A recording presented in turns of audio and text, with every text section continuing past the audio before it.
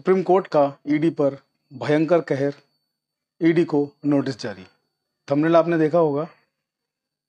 Video को पूरा देखने से पहले मैं आप लोगों को बता दूं कि हम लोग लीगल टॉपिक्स पर जो भी हाई कोर्ट, सुप्रीम कोर्ट, किसी भी कोर्ट्स के जो ऑर्डर होते हैं वो आप लोगों तक पहुंचाते हैं चौधरी लीगल एसोसिएट से। सारे कोर्ट्स के ऑर्डर्स होते हैं।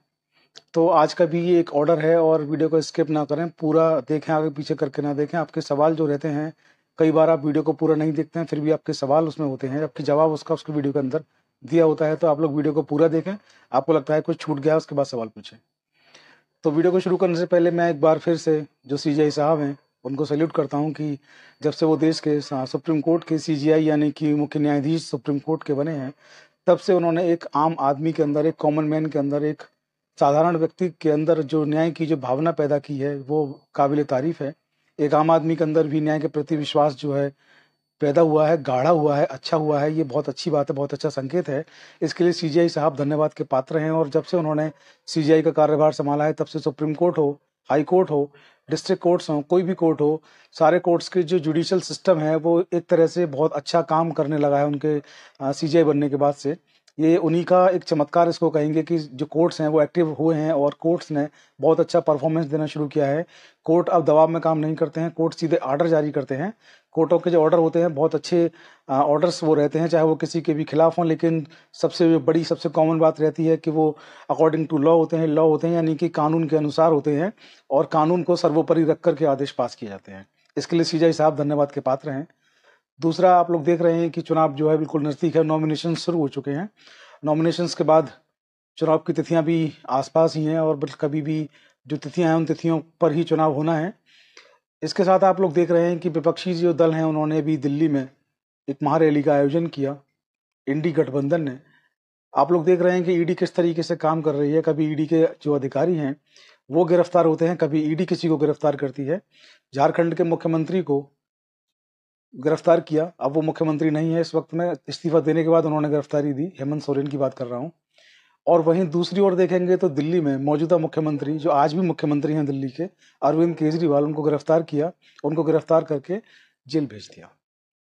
तो आप लोग देख रहे हैं कि ईडी की कार्रवाइयां हो रही हैं। सीजीआई साहब जो हैं बेहतरीन काम कर रहे हैं। चुनाव की जो तारीख हैं वो घोषित हो चुकी हैं, नॉमिनेशन शुरू हो चुके हैं। पूरे देश में एक तरह से राजनीतिक और चुनावी माहौल इस वक्त बना हुआ है। इसी बीच आप लोगों ने देखा कि इलेक्टोरल बॉन्ड बहुत बड़ा मुद्दा बना। केंद्र की सरकार चाहती थी कि उनका जो भी कुछ उस पर आदेश आए वो आदेश चुनावों तक रोक दिए जाएं, चुनावों के बाद वो आदेश आए। लेकिन सुप्रीम कोर्ट ने उनको, चुनाव आयोग को आदेश किया कि चुनाव से पहले सब कुछ डाटा लेकर के आप लोग अपनी वेबसाइट पे आप लोग अपडेट करें, अपलोड उनको करें। सुप्रीम कोर्ट ने इसके साथ ही इलेक्टोरल बॉन्ड पर भी रोक लगा दी। और उसके बाद अभी कल एक न्यूज़ जो है मीडिया में बहुत वायरल हो रही थी, आप लोगों ने भी पढ़ी होगी, आप लोगों तक पहुंची होगी कि कुछ और इलेक्टोरल बॉन्ड सुप्रीम कोर्ट के आदेश करने के बाद, सुप्रीम कोर्ट के मना करने के बाद भी छाप दिए गए हैं।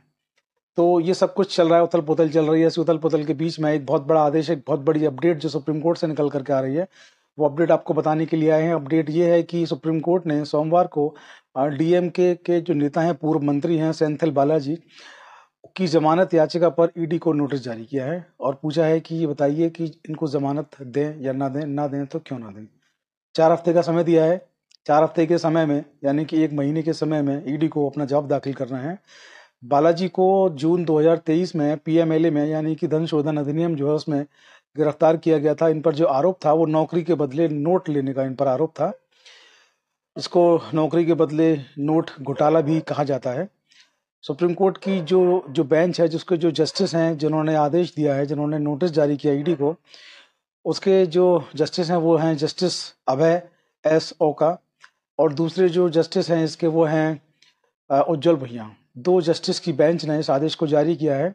और ये आदेश अपने आप में बहुत महत्वपूर्ण हो जाता है, क्योंकि आदेश जो है वो सुप्रीम कोर्ट से आया है।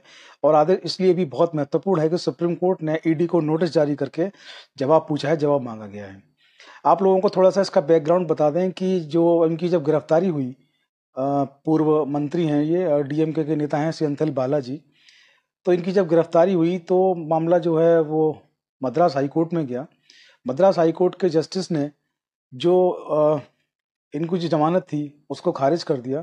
और खारिज करने के पीछे जो इन्होंने जो कहा वो ये कहा कि जो बालाजी हैं, भले ही अब वो मंत्री नहीं है, उन्होंने मंत्री के पद से इस्तीफा दे दिया है, लेकिन जो सत्ता है, जिनकी गवर्नमेंट है, सत्ताधारी पार्टी के वो विधायक आज भी बने हुए हैं।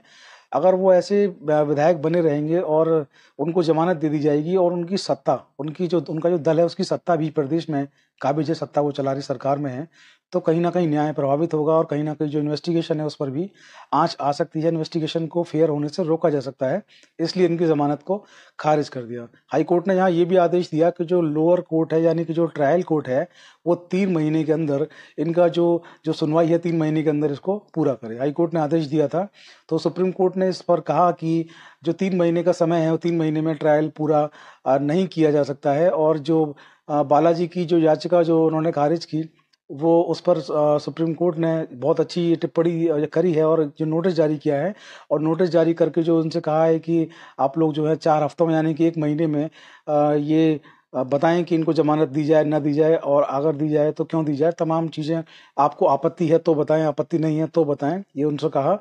सेंथिल बालाजी जो हाईकोर्ट, मद्रास हाईकोर्ट का ऑर्डर था, उसके ऑर्डर के अगेंस्ट में, ऑर्डर्स के खिलाफ में सुप्रीम कोर्ट में उन्होंने अपील की थी, और जो मद्रास हाईकोर्ट का जो ऑर्डर था उनकी जमानत को खारिज करने का, उस पर रोक लगाने के लिए कहा था। तो सुप्रीम कोर्ट ने उस पर जो रोक लगाने की मांग सेंथिल बालाजी ने की थी, उस पर भी रोक लगाने से साफ साफ इनकार कर दिया। और अभी जो है मामले की जो सुनवाई है उसमें जो डेट लगाई गई है वो 29 अप्रैल, यानी कि 29 अप्रैल को उसकी डेट लगाई गई है, यानी कि 29 अप्रैल को इस मामले की अगली सुनवाई होगी। 29 अप्रैल तक ईडी को इस पर जवाब दाखिल करना है, 4 हफ्ते के समय में जवाब दाखिल करना, उसके बाद इस मामले की पूरी सुनवाई होगी। तो आप लोग देख रहे हैं जिस तरीके से पूरे देश में घटनाक्रम चल रहा है। दिल्ली के मौजूदा मुख्यमंत्री को ईडी गिरफ्तार कर लेती है, जेल भेज देती है। उसके पहले अगर बात करें तो दिल्ली के स्वास्थ्य मंत्री सत्येंद्र जैन को गिरफ्तार किया, जेल भेज दिया।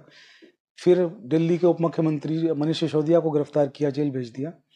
फिर संजय सिंह को गिरफ्तार किया, जेल भेज दिया। संजय सिंह और मनीष सिसोदिया के मसले पर कई बार जो कोर्ट्स हैं उन्होंने भी ये कहा, नीचे से लेकर ऊपर तक की जो भी कोर्ट्स हैं उन्होंने ये भी कहा कि किसी को ज़्यादा समय तक हम जेल में नहीं रख सकते हैं। अगर आपको इनके विरुद्ध अपराध इनके विरुद्ध बनता है तो आप चार्जशीट दाखिल करें, जिससे कि मामले का जो ट्रायल है वो शुरू किया जा सके और मामले की तह तक पहुंचा जा सके कि इनको दोष मुक्त करना है। अगर आरोप बनता है तो इनको दोषी मान करके सजा सुनानी है। इसके लिए ज़रूरी है कि चार्जशीट आप लोग फाइल करें, लेकिन ईडी कई मामलों में अभी तक चार्जशीट दाखिल नहीं कर पाई है, इससे मामले की सुनवाई नहीं हो पा रही है। और अब अरविंद केजरीवाल जो है वो जेल से ही अपनी सरकार चला रहे हैं, जेल से ही वो अपने आदेश जारी कर रहे हैं। हालांकि जो केंद्र की सरकार है उसके जो नेता हैं वो तमाम बार मीडिया में, सोशल मीडिया में, अखबार में और टीवी चैनल्स पर वो कहते हुए दिखते हैं कि ये बहुत गलत है, न्याय के विपरीत है, इनको सरकार नहीं चलाने देना चाहिए। एक व्यक्ति ने तो इस पर मामले में जो है हाई कोर्ट में एक पीआईएल भी दाखिल किया था, हालांकि उसको खारिज कर दिया गया उस पीआईएल को। अभी दूसरे व्यक्ति ने भी इस मामले पर एक पीआईएल दाखिल किया है कि इनको सरकार चलाने से रोका जाना चाहिए, जेल में रह करके सरकार जो है उनको नहीं चलानी चाहिए। इसके साथ ही अरविंद केजरीवाल जो है उन्होंने एक नया रिकॉर्ड अपने नाम पर कर लिया है। अरविंद केजरीवाल को ईडी की जो रिमांड थी वो खत्म हुई और अब उनको जुडिशियल कस्टडी में तिहाड़ जेल भेज दिया गया है।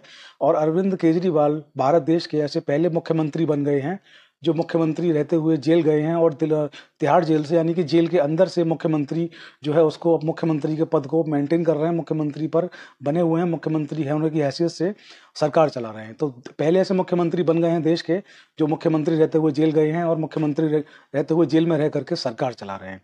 तो बहुत बड़ा अपडेट है। और आज की वीडियो में इतना ही। आप लोग वीडियो को शेयर करना ना भूलें। इसके साथ आप लोगों से रिक्वेस्ट है कि हमारा जो चैनल है चौधरी लीगल एसोसिएट और ऑफिशियल प्रतीक चौधरी, दोनों को आप लोग सब्सक्राइब शेयर करना ना भूलें। इसके अलावा आप लोग हमें Facebook, Instagram, Telegram, WhatsApp channel पर भी शेयर, सब्सक्राइब, फॉलो ज़रूर करें। इन सबके लिंक जो है हमारे डिस्क्रिप्शन बॉक्स में आपको मिल जाएंगे। आज की वीडियो में इतना ही। जय हिंद, जय भारत, नमस्कार।